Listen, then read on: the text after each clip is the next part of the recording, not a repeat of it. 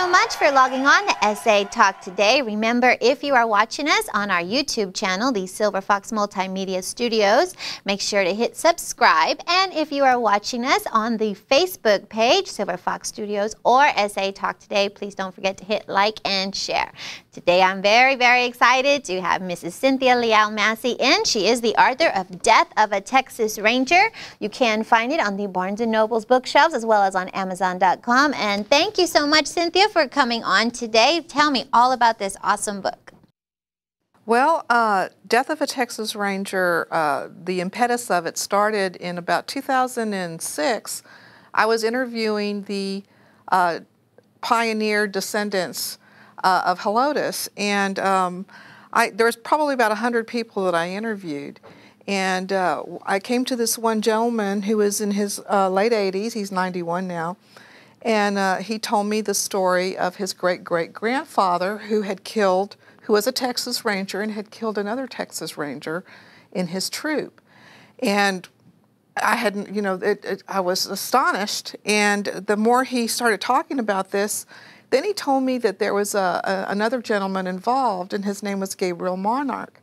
Well, Gabriel Monarch was the son of, I guess you could say, the founder of Helotes, the one who owned the ranch that eventually became the town of Helotes, Dr. George Frederick Monarch. And but Gabriel Monarch himself was a frontier naturalist, and he discovered 2 reptile and 2 amphibian species in Helotes at that time. Wow. So he himself, I was very interested in him as a frontier naturalist. And when I found out that he was somehow involved in this murder, this killing, I was very intrigued, and I decided to look into it. And so that's what got me started on the book. And tell me about your other books as well. Like, how did you get up to this point? Well, that's interesting too, because I'm very interested in history, obviously, but I've been writing all my life. But I decided in the 1990s that it was time for me to kind of delve into my family history, and that ended up being my very first novel, Fire Lilies, which is set during the Mexican Revolution. My great-grandparents were from Monterrey, Mexico, and I had seen a picture.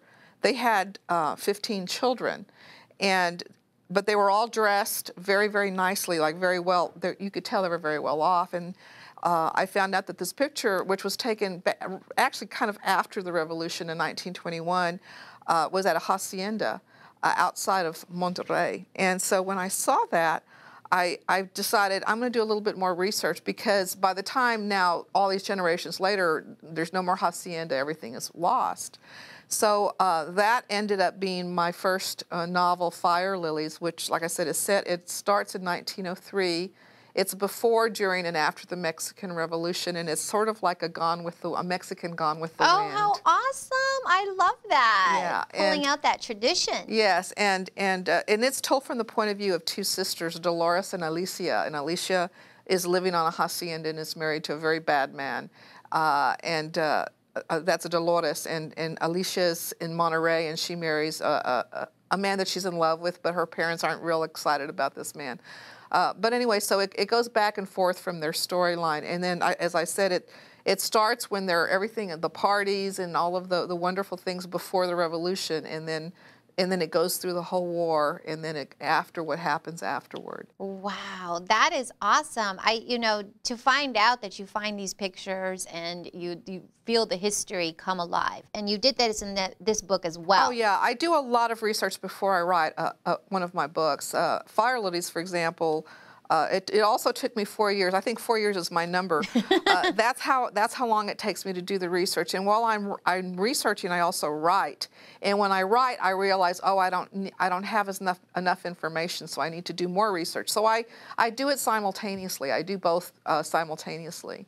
And that book did very well. It won. Fire Lilies won the best romance from the Independent iBook. Oh, how awesome! Yeah. So, and it's done very well.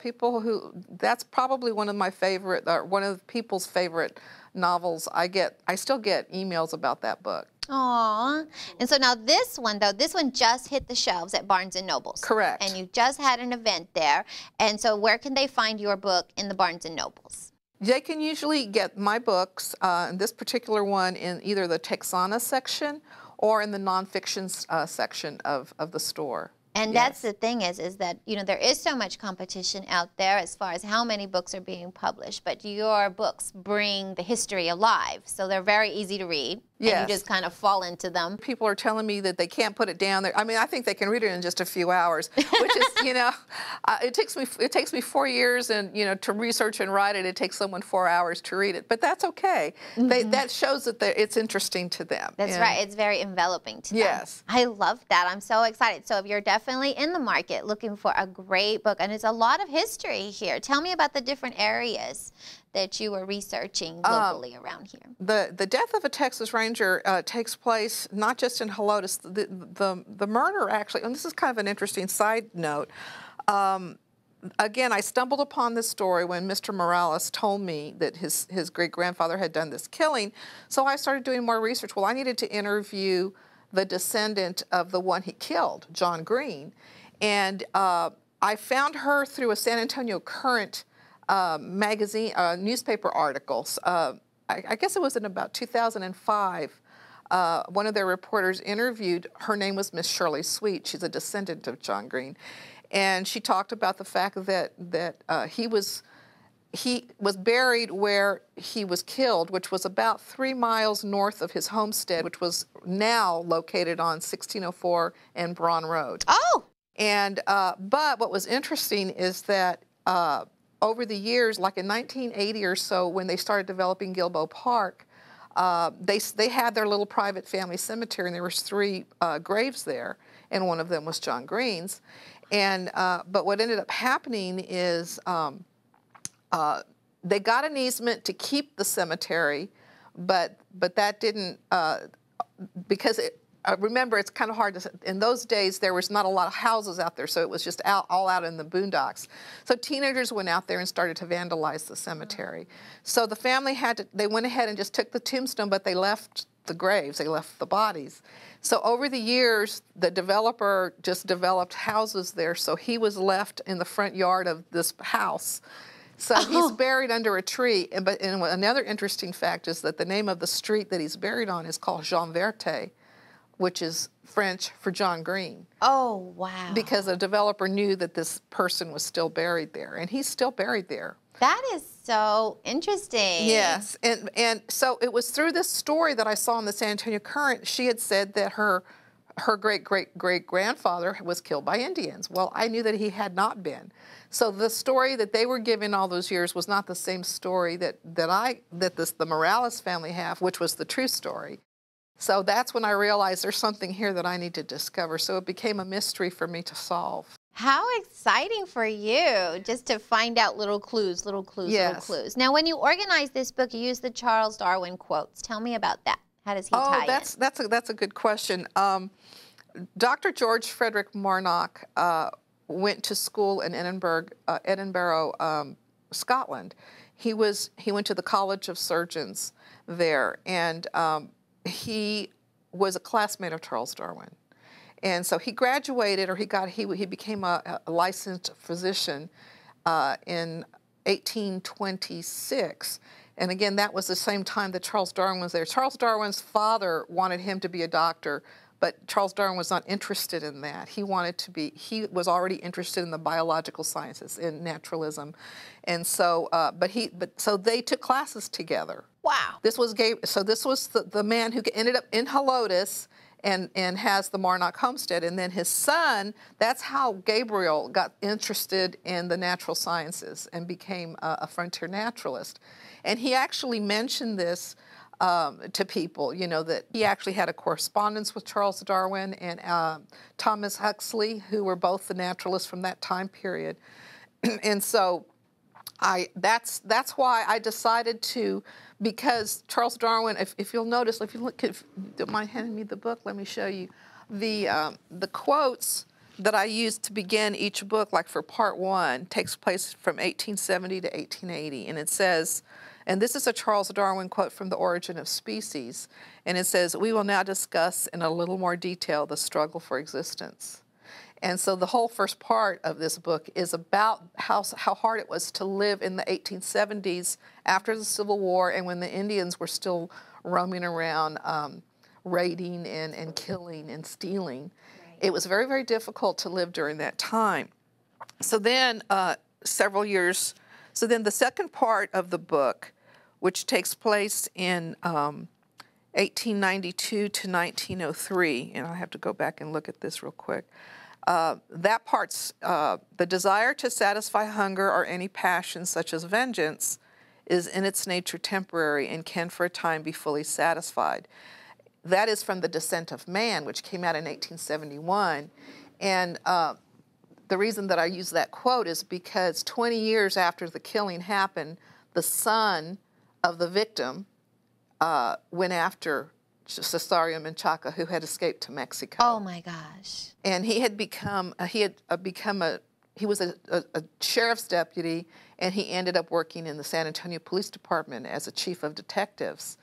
And so when he found out about this, he decided that he wanted to bring this man to justice for the death of his father. So he went after him. Oh my God! So that was the other thing that got me interested in writing the story. I wanted to say, man, this is a great story. You know, we have this mysterious murder. Why did it happen? And then 20 years later, the guy going after the killer who had escaped to Mexico. So what was the most challenging part of the research for you? The most challenging part was all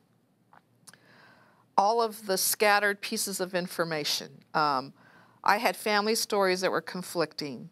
I had newspaper accounts that left out details and that were also conflicting. I had legal documents that just gave the facts. So I had to use common sense and put all this together, sort of like if you see a tapestry. On one side of the tapestry is beautiful. Mm-hmm. On the back, there's all kinds of, the yes. threads going this way and that way and knots and that kind of thing. So that's kind of how a book like this gets written.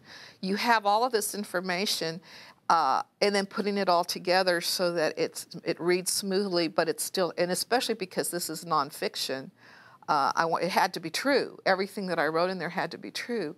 And so, but it was difficult because of all of the scattered pieces of information. And so I did a lot of praying, too.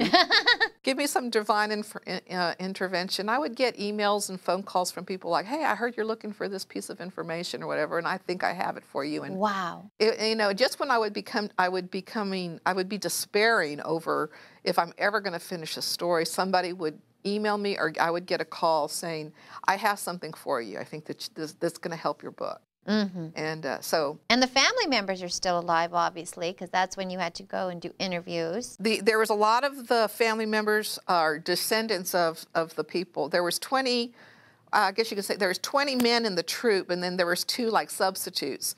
And in fact, the picture is kind of an interesting story too.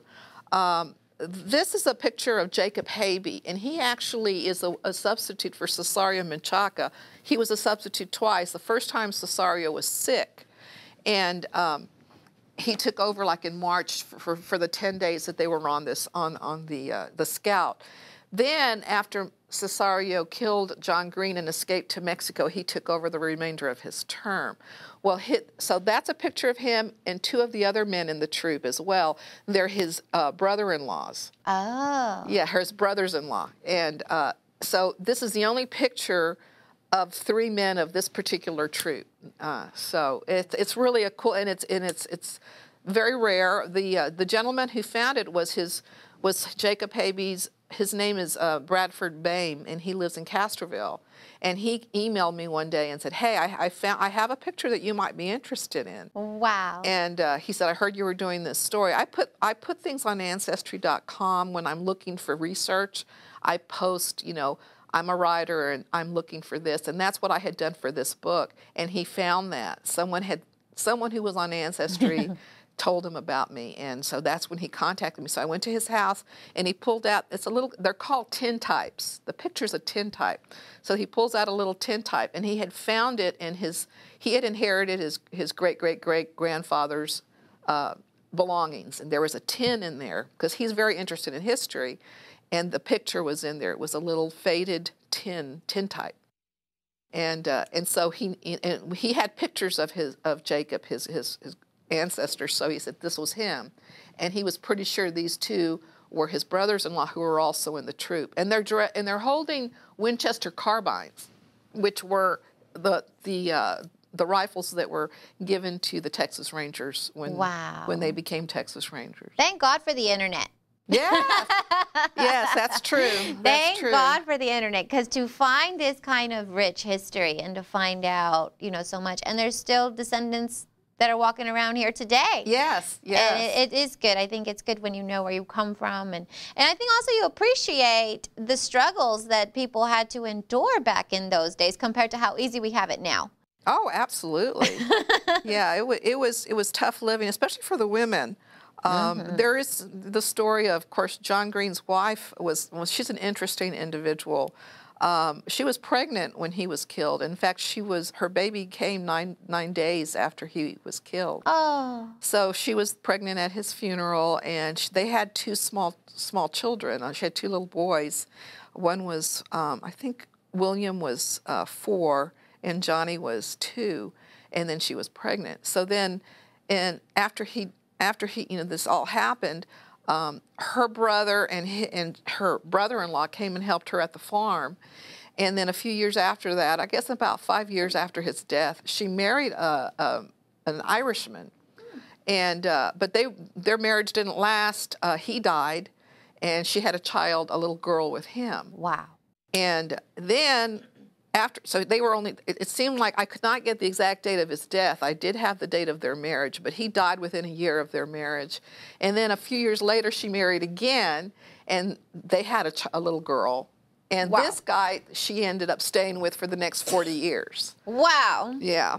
But she ended up outliving him. She outlived all her 3 husbands. Look how tough she was. She was tough. That's a tough woman. The women in those days, the ones who survived were tough. You had to be. You had to be. And there's a lot of sadness, think about it, losing your husband and the father of your children and having to raise them by yourself and out in the wilderness, with and then bearing children out in the wilderness. Hello, yeah. Like that had to be. There was the outhouses to use. They didn't have bathrooms. I know, it's like unimaginable to me. Like, how did people survive the elements? Yeah, and just think how hot it is. How we live in air conditioning. They didn't. No. No, they would always homestead by creeks, of course, because they needed the water. And that's why there's a settlement in Helotes because of Helotes Creek. Now it's mostly dry. There are certain areas that do have water in it, but it's a 7-mile-long creek, and so there was a lot of homesteads built along that creek area, and that's where they got their water. And Helotes is so beautiful now. Oh, yes. So make sure you schedule a trip to your local Barnes & Nobles, or they can go online to Amazon.com, correct? Yes. And you'll be able to find Death of a Texas Ranger right here by Cynthia Leal Massey with 2 S's there. Thank you so much for coming on today and telling us about this awesome book and all your experiences. We've loved having you in. And until next time, thank you so much. Don't forget to hit like and share. Bye-bye.